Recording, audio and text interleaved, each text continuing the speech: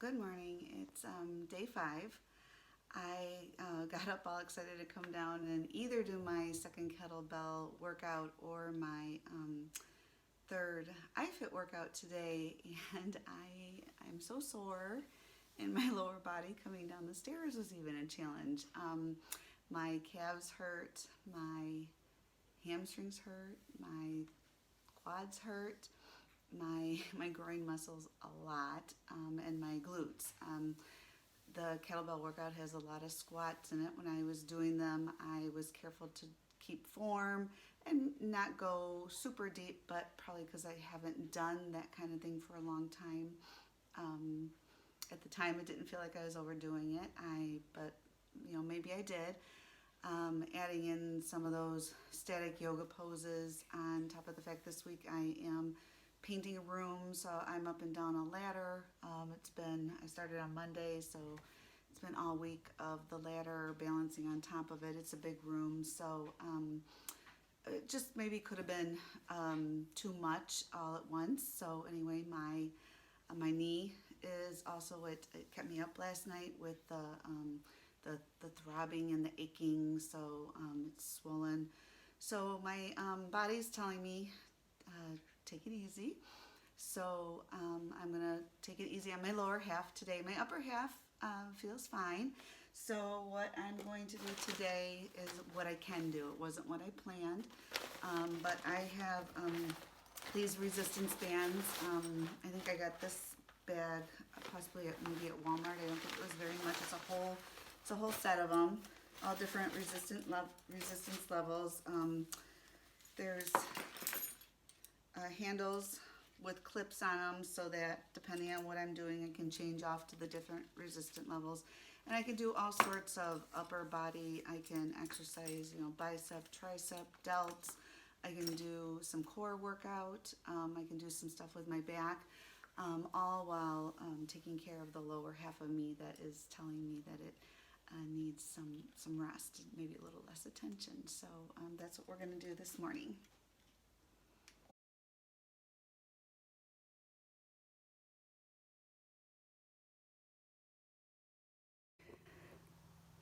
So I thought that I would share something with you that I found to help some of my exercise excuses become something that ends up being a non-issue.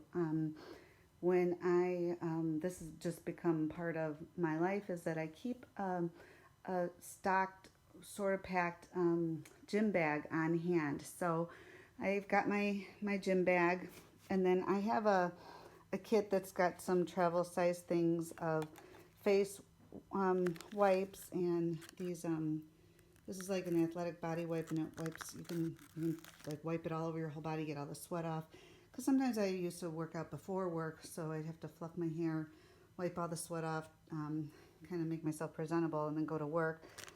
Ponies are in here, so this zips up. I've got a little bit of body spray to spritz over. This was just something I threw in there. I found that there was never any good place to put my jewelry, and so I put a little case that little earrings and rings and things don't get lost in that. Got a cap and a outfit ready to go. My knee brace. I keep a shoe bag in there. I do things on, we have a tow path around here that's gravel, and in some areas sometimes your shoes can get a little dirty, so I don't want to put those in my gym bag if they've got a little bit of dirt on the bottom of them, so I can bag them up in this shoe bag. Sometimes my clothes are super sweaty too. This works for that. I've got this is a TomTom. It's a GPS tracker. Helps, shows me how far I've gone. If I take the same route a couple times in a row, it will track, am I doing better this time or worse? I really do like that. This is my holder for my phone. And then these are cordless earbuds. So it's just, and of course my shoes. So it's just I just pack it all, and I keep my gym bag stored in the closet like that. So it's easy to grab and go. I do belong to a gym close by me. It's called Exercise Science.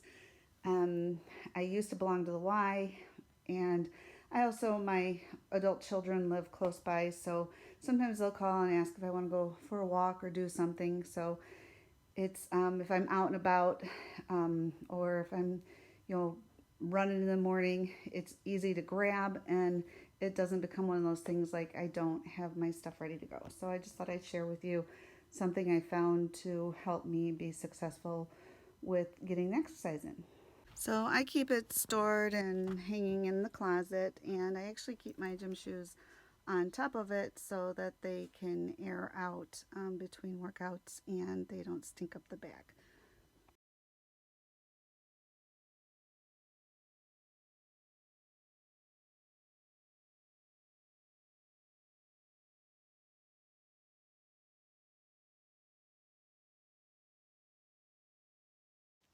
All right, so here's the synopsis of what happened on day 5. As you saw from the daily clips, I did get up this morning to exercise, and I had to change plans because of some soreness. My knee is swollen. I got a good workout in. I feel like my arms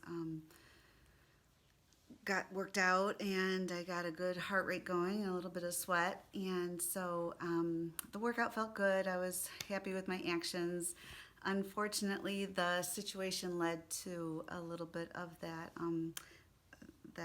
hypocritical talk that I've shared with you about words like weakling, loser, quitter, all sorts of rotten things. Kind of kept cycling through. I'm picking up on it now. I think in the past I maybe just kind of gave myself permission to beat myself up for things, and because I've noticed or recognized it's not good or I need to stop it. I'm trying to stop it, but I'm sure that it's just going to take practice. So I started because the thoughts kept coming into my head. I started imagining that if I had a friend there who told me what that had happened to her, like what would I say to her, and that really did help change the vocabulary to. You got your exercise clothes on. You're down here. You're doing something. Um, you know, just a different tone, and it it's good. I started realizing that I do that a lot, and thinking back on all those times, I'm starting to wonder if lack of progress is definitely a factor, but maybe after weeks of unchecked self bullying, I start to just, believe that I can't do it, or I don't know. It could be subconscious. I'm just thinking maybe I'm kind of doing that to myself. So, I ended up by the end of the cycle, being happy with things and moved on with my day, and didn't have too many other thoughts. I mean, some of this is going back to I struggle with the limitations that sometimes my health puts on me, and so I finished the room today. It looks beautiful, but even in like moving around or changing positions, the achiness and pain, it annoys me. And so I'm trying to change my thought processes about that, because I would be kind to somebody else who is going through something like that. And so I just need to be kind to myself too. So my knee is still swollen tonight, so I'm hoping overnight that with not doing any walk or cardio or anything today, that maybe that swelling will come down. I did really, really well otherwise. Food wise, you saw that my lunch was kind of a prepackaged thing. That was because I really wanted to get that room done, and I was just kind of plowing through, and I kind of ran out of time for some prep. I had those frozen. I prepared for that to happen, so I didn't want anything to derail me. So I have some frozen things just in case. I don't have the time and the moment to dedicate to it. So that's why that was my lunch today. But I met all my nutritional goals. I didn't have any alcohol tonight. The cravings are, I'm not fighting the cravings as much anymore, so that's really, really nice. And I got my 10,000 steps in. I recorded all my food. I got my headphones in the basement hooked up today, so that was one of my goals for week one. One of them was getting the headphones hooked up and going, so that is can check that off the list. That goal is met. So all in all, I would call it a successful day. I think that I'm still going to, there's going to be bumps in the road. There's going to be things that I have to work on. So I'm just going to keep plugging ahead with that. So here's to another successful day, day 5. So we got 5 days,